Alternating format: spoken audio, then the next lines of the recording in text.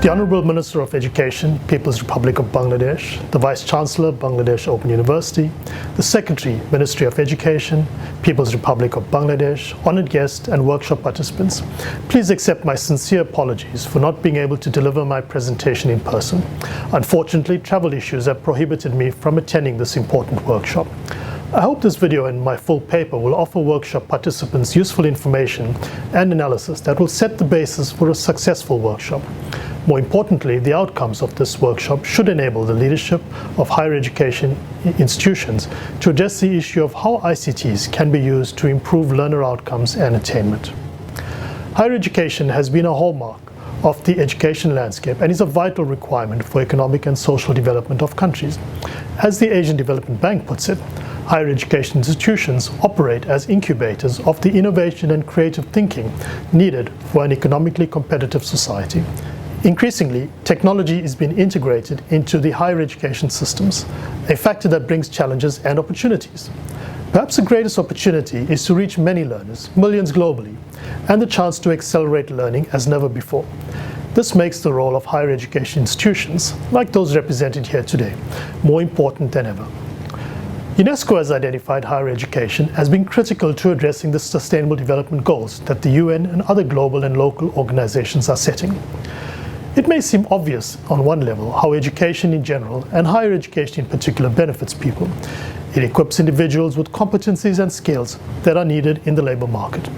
But consider this from the World Bank in its Education Strategy 2020.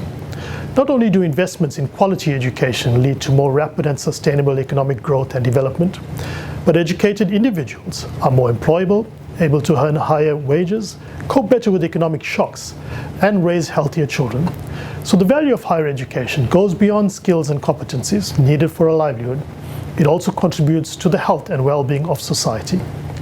My presentation today will focus on some of the challenges in the higher education environment today and what the implications of these are. In particular, I will focus on three key developments that are changing the face of higher education. Firstly, shifting economic and social demands. Secondly, rising cost of tuition and of learner resources. And thirdly, constant and rapidly changing technology. So what are the global developments that are influencing higher education? Let me start with those key developments I mentioned. First are shifting economic and social demands.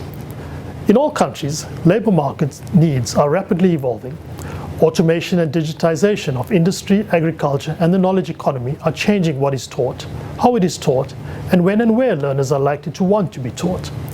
According to a study from Oxford University, 47% of occupations are at risk of being automated in the next few decades. This means that as many jobs change and others become obsolete, it will be essential for higher education institutions to also change to meet new technology and skill demands. At the same time, of course, graduates consistently need to upgrade their skills and companies need to top up their human capital. A 2013 OECD report points to the importance of higher education, especially in the light of the 2008 economic crisis that hurt many countries. The data illustrates a not so surprising fact that a great deal of the economic and social hardship caused by the crisis fell chiefly on less educated individuals. The unemployment gap between well-educated young people and those who left school early widened during the crisis. These kinds of statistics were and remain much worse in many developing countries in Asia and Africa, given the already high levels of unemployment. The implication here is clear. A person's education and field of study, especially at the post-secondary education level, will determine the level of risk she or he faces during times of economic and social crisis. Coming back to the World Bank and the Education Strategy 2020, I quote, "The stunning rise of the middle-income countries, led by China, India, and Brazil, has intensified the desire of many nations to increase their competitiveness by building more highly skilled workforces.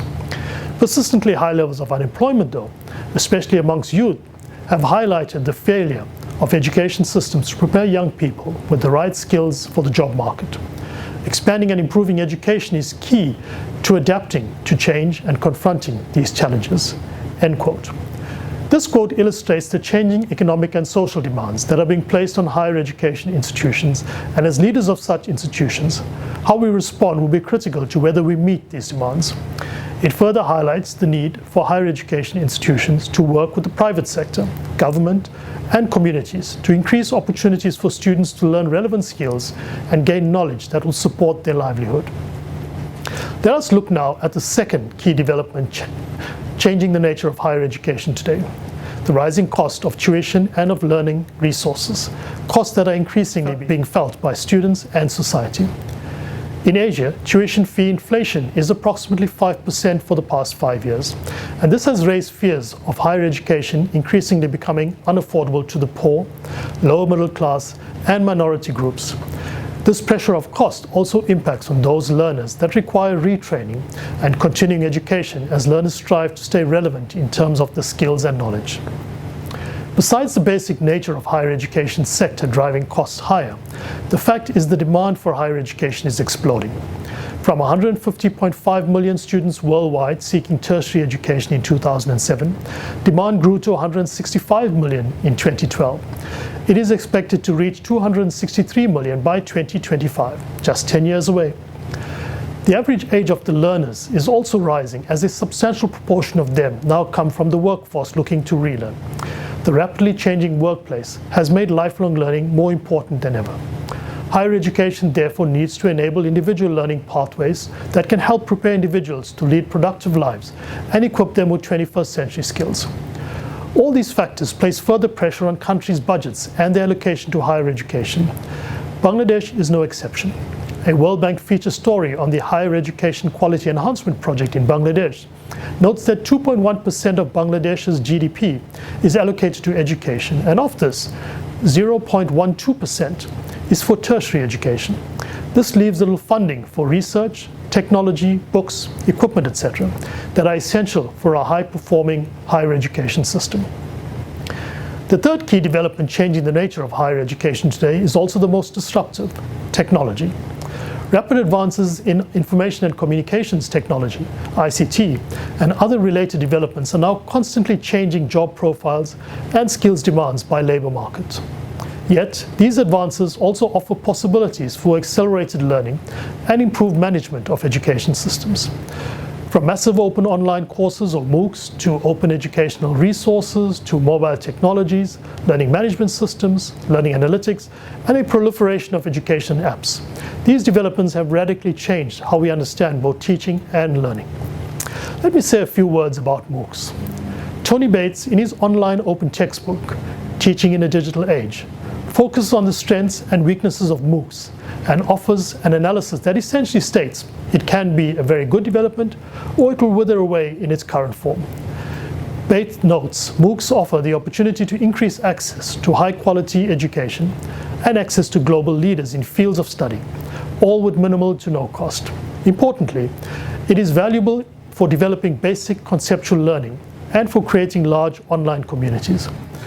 This potentially becomes a great form of lifelong learning and continuing education, important for developing countries to consider. But there are some downsides of MOOCs too. As UNESCO has summed it up, they can be, firstly, costly and time-consuming to produce. Most participants are already well educated. And thirdly, only about 5% of registrants actually complete their courses. Importantly, we have yet to see successful business models emerge to cover the cost of course development and delivery. For motivated learners who have appropriate technology and internet bandwidth, MOOCs provide an opportunity to participate in global learning and possibly earn credits from globally renowned institutions. Yet, what about those learners who lack the technological and bandwidth requirements? Several MOOC providers are looking at ways to address these barriers. Call, for example, has run MOOCs with various partners in the developing world with a view to research and understand the opportunity this kind of learning platform offers. In Asia, we have already seen official government policy that is enabling MOOCs to be set up in support of education at the university level. Countries like India and Malaysia have already taken a policy position that encourages the use of MOOC models to enable widespread education for their citizens. India has plans to create a platform that will host massive open online courses. In Malaysia, MOOCs are being rolled out for all public varsities. The intention is to improve learning and teaching methods, as well as lessen class time. Students of public universities can access the subjects anywhere and anytime through a web portal. The variety of MOOCs is increasing, and in the future, they are likely to be more targeted at specific audiences. MOOCs are also likely to increasingly offer credentials of economic value, such as college credits, badges, or certificates of competency. Then, if employers begin to consider such credentials for hiring and promotion decisions, we anticipate that participants will be more willing to pay fees to cover the cost of MOOC production, which will help to ensure the sustainability of MOOCs into the future. An important component of effective MOOCs and underpinning the model is the availability of course materials and learning resources as open educational resources. COL recognizes and promotes OER as central to its agenda for learning for development.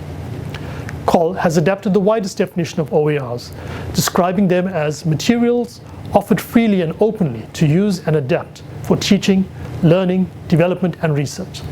Such materials are mainly in digital formats, both online and via offline formats such as DVD or CD-ROM, and in printable formats. The NMC Horizon report on higher education and technology noted 6 trends that it believes is and will continue to have an important influence. While the authors correctly state that some of the trends are already playing out in the developed world institutions, the implications for the developing world higher education institutions could be more impactful.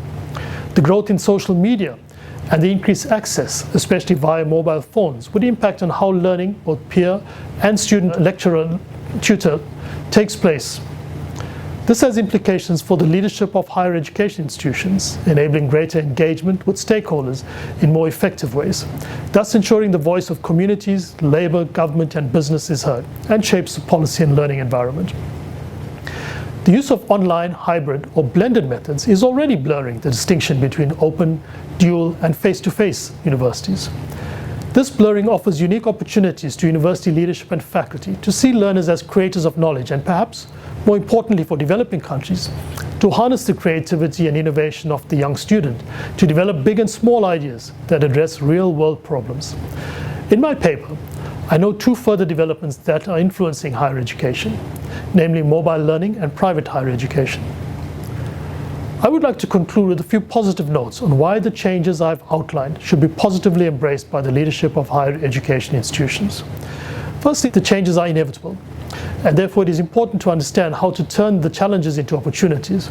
This requires gathering data, doing careful analysis, and developing strategies. Secondly, higher education institutions have unique opportunities to engage in partnerships with industry, government, NGOs, and other bodies to better understand the need of learners within the economy and society. And thirdly, technology offers many ways to improve research, teaching, increasing independent learning by students, and widen access to global resources via MOOCs, OERs, etc. Perhaps most important of all, though, it offers a means for a greater number of people, wherever they are in the world, to gain the skills and knowledge they need to live productive and meaningful lives. Thank you.